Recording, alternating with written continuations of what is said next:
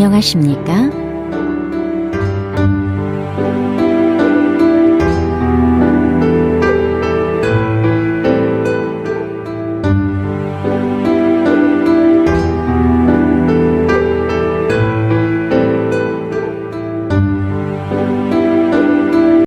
Chapter number 6 का title है हारू विल गो डेली रूटीन।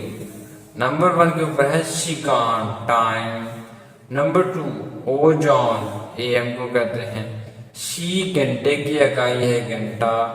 आचिम सुबह, छमचिम दोपहर, नाथ जो है वो दिन, म्यत्शी कितने बजे, युजुम इन दिनों आजकल, चित्ता दौना, शिक्षा दा खाना पीना, थ्वेगना दा काम से छुट्टी करना, शंसुआ दा सफाई करना, सांचिका दा सैर करना, शिंगुरुल मन्ना दा दोस्त को मिलना, मेजम छोटा किराना स्टोर, सादा खरीदना, ख्वानियन के मतलब, ओहू पीएम, फुन मिनट की इकाई, छौन्युक शाम को कहते हैं, सेब्युक शहरी को, फम रात, पुथुंग आमतौर पर, ओलमाना सोकर उठना, इरल थकदा दांत साफ करना,